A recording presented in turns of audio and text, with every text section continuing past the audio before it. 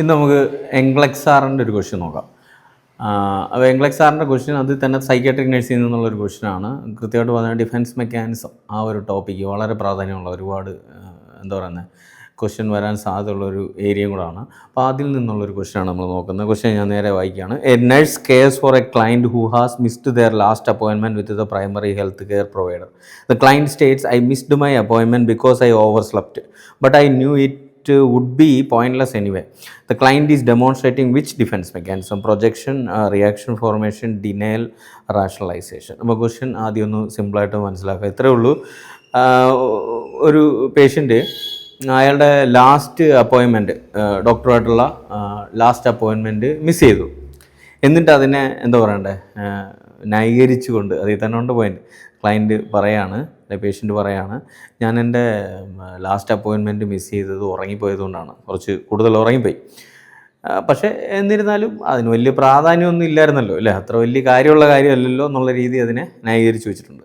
അപ്പോൾ എന്ത് ഡിഫൻസ് മെക്കാനിസമാണ് ഇവിടെ യൂസ് ചെയ്തിരിക്കുന്നതാണ്? ഇവിടെ കൊടുത്തിട്ടുള്ള 4 എണ്ണവും നമുക്ക് ആദ്യം ഒന്ന് നോക്കാം. അതെന്താണ് ബേസിക്കലി. ഇപ്പോൾ ഒരുപാട് എക്സ്പ്ലനേഷൻ കൊടുക്കാതെ കാര്യം എന്താണെന്ന് മനസ്സിലാക്കാം.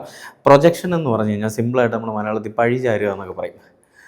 ഞാൻ ചെയ്ത ഒരു തെറ്റ്, ഓക്കെ, ഒരു എന്താ പറയണ്ട, ഒരു ഫാൾട്ട് ചെയ്തു, അല്ലെങ്കിൽ ഒരു മോശമായിട്ടുള്ള ഒരു അൺഅക്സെപ്റ്റബിൾ ആയിട്ടുള്ള ഒരു തെറ്റ് ചെയ്തു, ഓക്കെ. അപ്പോൾ ആ ഒരു കാര്യം അങ്ങനെ ഒരു ഇമ്പൾസ് അല്ലെങ്കിൽ അങ്ങനെ ഒരു ഫാൾട്ട് മറ്റൊരാളുടെ തലയിൽ വെച്ച് ഒഴിയുന്നതിനെയാണ് എന്ത് പറയുന്നത്, പ്രൊജക്ഷൻ എന്ന് പറയുന്നത്. മനസ്സിലായോ? ഫോർ എക്സാമ്പിൾ പറയുകയാണെങ്കിൽ ഞാനും കുറച്ച് പേരും കൂടെ ചേർന്നിട്ട് ഒരു അസൈൻമെൻറ്റ് ചെയ്തു, ഒരു വർക്ക് ചെയ്തു, അതങ്ങ് പൊളിഞ്ഞു എന്ന് വിചാരിക്കുക. അത് എന്താ പറയുന്നത്, ഫെയില്യൂറായി.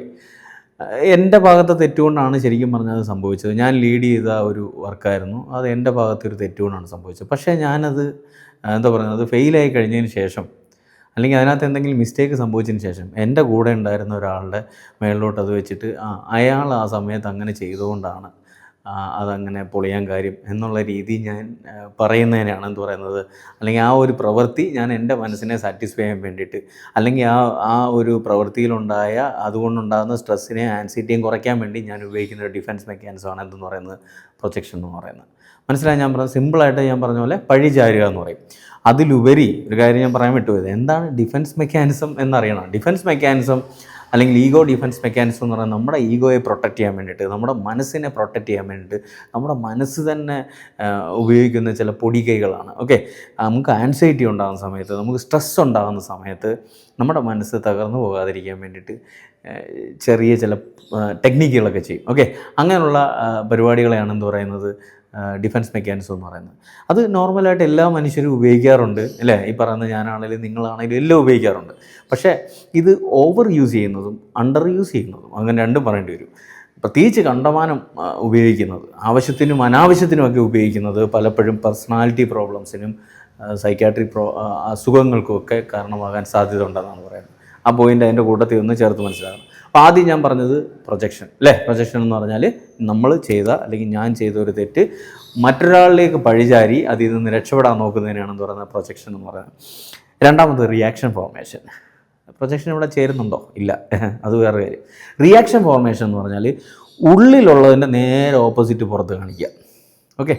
എനിക്ക് ഒരാളോട് നല്ല വെറുപ്പാണ്, എനിക്കത് അയാളെ തീരെ ഇഷ്ടമല്ല, പക്ഷേ ഞാൻ അയാളെ കാണുമ്പം അത് കാണിക്കാതെ നേരെ ഓപ്പോസിറ്റ് കുറച്ച് ഓവർ ഫ്രണ്ട്ലി ആയിട്ടൊക്കെ പെരുമാറും, കെട്ടിപ്പിടിച്ച് സംസാരിക്കുക, കണ്ടമാനം തമാശ പറയുകയൊക്കെ ചെയ്യും. പക്ഷേ ഉള്ളിൻ്റെ ഉള്ളിൽ എനിക്ക് ആ ഒരു വികാരമല്ല ഉള്ളത്, ആ സ്നേഹം എന്ന് പറഞ്ഞ വികാരമല്ല ഉള്ളത്, നല്ല വെറുപ്പാണ്, നല്ല ദേഷ്യമാണ്. പക്ഷേ ഞാൻ കാണിക്കുന്ന നേരെ ഓപ്പോസിറ്റാണ് അയാളോട് കാണിക്കുന്നത്. അങ്ങനെ ഉള്ളിലുള്ളതിൻ്റെ ഓപ്പോസിറ്റ് കാണിക്കുന്നതിനാണ് എന്ത് പറയുന്നത്, റിയാക്ഷൻ ഫോർമേഷൻ എന്ന് പറയുന്നത്. മൂന്നാമത്തത് ഡിനയൽ. അത് വളരെ കോമൺ ആയിട്ട് ഉപയോഗിക്കുന്ന ഒരു ഡിഫൻസ് മെക്കാനിസമാണ്. നമുക്ക് അൺപ്ലസൻ്റ് ആയിട്ടുള്ള ഒരു ന്യൂസ് കേൾക്കുമ്പോൾ നമ്മുടെ മനസ്സത് അക്സെപ്റ്റ് ചെയ്യില്ല. ആ റിയാലിറ്റി, ആ അൺപ്ലസൻ്റ് ആയിട്ടുള്ള ആ ഒരു റിയാലിറ്റി നമ്മൾ പെട്ടെന്ന് അക്സെപ്റ്റ് ചെയ്യില്ല, നമ്മുടെ മനസ്സ് അക്സെപ്റ്റ് ചെയ്യില്ല. ശരിക്കും പറഞ്ഞാൽ എങ്ങനെയാണ് പറയുന്നത്, പല ഡിഫൻസ് മെക്കാനിസങ്ങളിലും നമ്മൾ ആദ്യം ഒരു ആൻസൈറ്റി സ്ട്രെസ് ഉണ്ടാകുന്ന സമയത്ത് എടുത്ത് ഉപയോഗിക്കുന്നതാണ്. കാരണം മറ്റ് ഡിഫൻസ് മെക്കാനിസംസ് ഒക്കെ ഡെവലപ്പ് ചെയ്യാൻ കുറച്ച് സമയം എടുക്കുമ്പോൾ ഇത് ആദ്യം വന്നിട്ട് ആ ഒരു ഷോക്ക് ആൻഡ് ഡിസ്ബിലീഫ് ഇടുമ്പോഴത്തേക്ക് കുറച്ച് സമയം കിട്ടും ബാക്കിയുള്ളതിനൊക്കെ ഡെവലപ്പ് ചെയ്ത് വരാൻ വേണ്ടി. അപ്പോഴത്തേക്ക് പെട്ടെന്ന് മനസ്സ് തകരില്ല. ഞാൻ പറഞ്ഞുകൊണ്ട് വന്നത്, പെട്ടെന്നൊരു ഷോക്കിംഗ് ന്യൂസ് കേൾക്കുമ്പോൾ നമുക്ക് കുറച്ച് നേരം ആ പേരിലുള്ള പോലെ തന്നെ കുറച്ചൊരു ഷോക്കിലായിരിക്കും. നമ്മളൊക്കെ അത് വിശ്വസിക്കാൻ സാധിക്കത്തില്ല അല്ലേ? നമ്മളെ വേണ്ടപ്പെട്ട ഒരാളും മരിച്ചു എന്ന് വിളിച്ച് പെട്ടെന്ന് പറയുമ്പോഴത്തേക്ക്, അല്ലെങ്കിൽ എന്താ പറയണ്ടേ, നമുക്ക് എന്തെങ്കിലും ഒരു മാരക രോഗമുണ്ടോ, നമുക്ക് വളരെ ഹെൽത്തി ആയിട്ട് നമ്മൾ വിശ്വസിക്കുന്നു.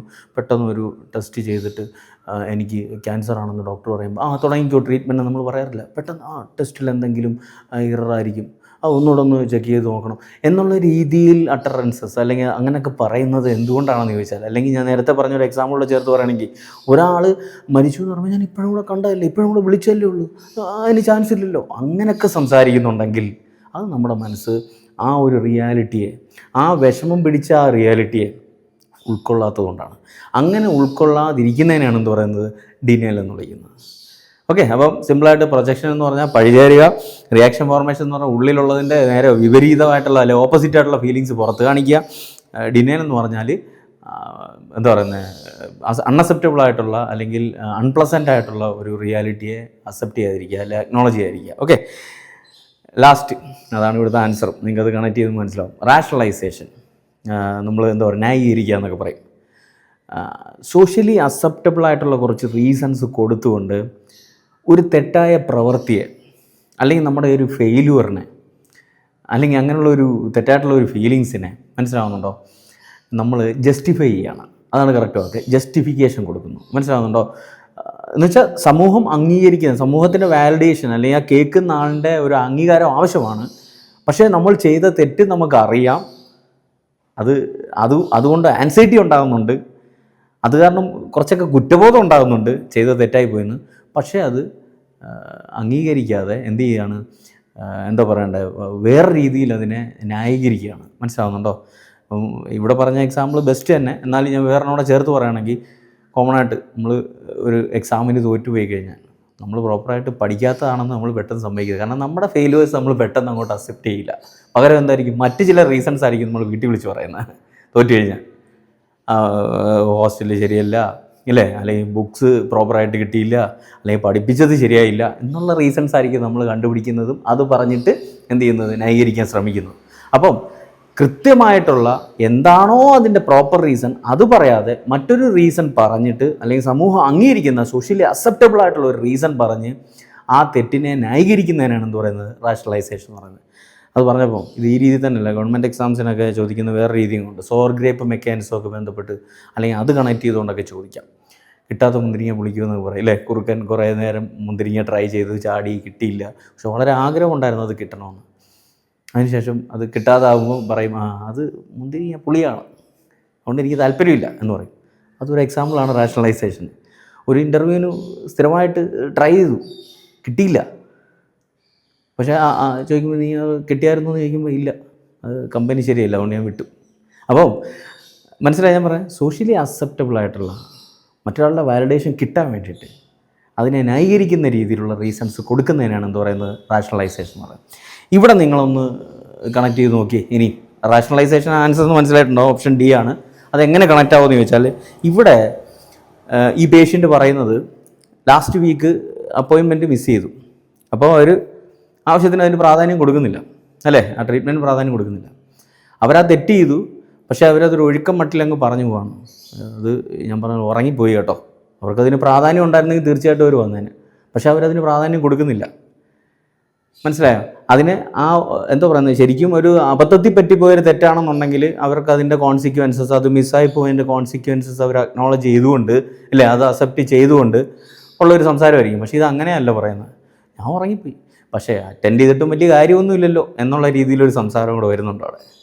അപ്പോൾ അതെന്താണത്, അതൊരു എന്താ പറയുക, അതിൻ്റെ ഇമ്പോർട്ടൻസും കുറച്ചുകൊണ്ട് സംസാരിക്കുന്നുണ്ട്. അത് വലിയ സാരമൊന്നുമില്ല, ഞാൻ ചെയ്ത തെറ്റത്ര വലിയ കുഴപ്പമുള്ള കാര്യമൊന്നുമല്ല എന്നുള്ള രീതിയിൽ പറഞ്ഞു വെക്കുന്നുണ്ട്.